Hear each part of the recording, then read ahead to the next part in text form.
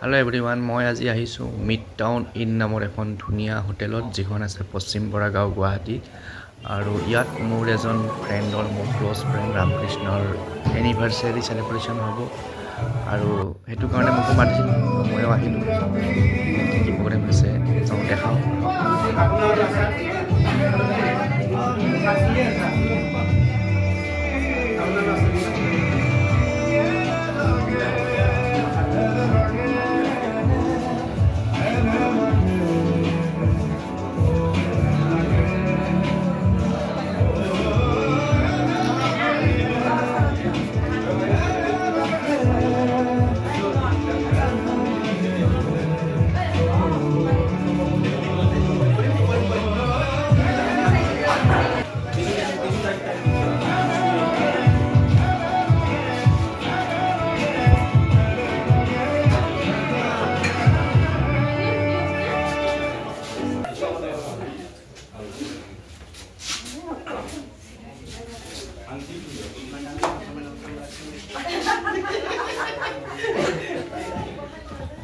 Background para baile, tu lea.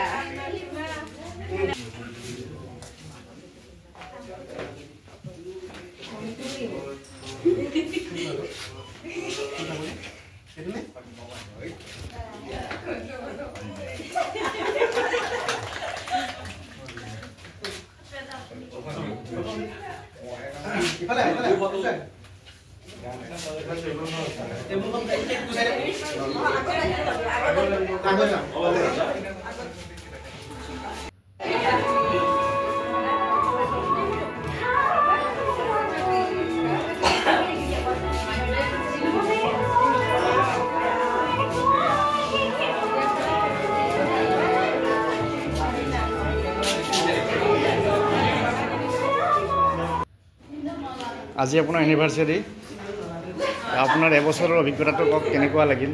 হয়, প্ৰশ্নকৰ্তাক ধন্যবাদ। Actually মই এনেকৈ কোনো চেনেলত আজিলৈকে বাইট দি পোৱা নাই। হয়তো মোৰ প্ৰথম এইটো ইণ্টাৰভিউ হ'ব। টু ছাম এক্সটেণ্ট বহুতে স্ক্ৰিপ্টেড বুলি ভাবিব পাৰে, বিকজ চিনাকি মানুহৰ লগত কথা কওঁতে কথাবিলাক জুখি মাখি কোৱা নাযায়, বা ক'লেও হয়তো স্ক্ৰিপ্টেড বুলি ভাবিব। গতিকে যি নহওক, এতিয়া মই ক'ব বিচাৰোঁ, যোৱা 1 বছৰৰ মোৰ যিটো অভিজ্ঞতা, মানে বিবাহ হৈছে এখন এনেকুৱা জাহাজ, যিখন জাহাজ যদি আপুনি এবাৰ জীৱনত চলাই নাচায়, তেতিয়াহ'লে আপোনাৰ জীৱনটো অপূৰ্ণ। এই জাহাজখন এনেকুৱা এখন সাগৰত চলি আছে, যিখন সাগৰৰ নাম হৈছে জীৱন। গতিকে জীৱন নামৰ সাগৰখনত মানে আপোনাৰ এই চাওক, এক্সকিউজ মি, এই জীৱন নামৰ যিখন সাগৰ, সেই জাহাজখন যদি আপুনি নচলায়, তেতিয়াহ'লে আপোনাৰ জীৱনটো অপূৰ্ণ।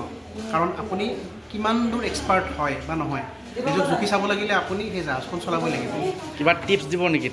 টিপছ একো নাই, এটাই কথা, অলপ হিচাপী হৈ যদি চলে আৰু নিজৰ যদি চাৰিত্ৰিক দিশটো যদি ভাল ধৰণে ৰাখিব পাৰে, তেতিয়াহ'লে আপোনাৰ সংসাৰ ভালেই চলিব।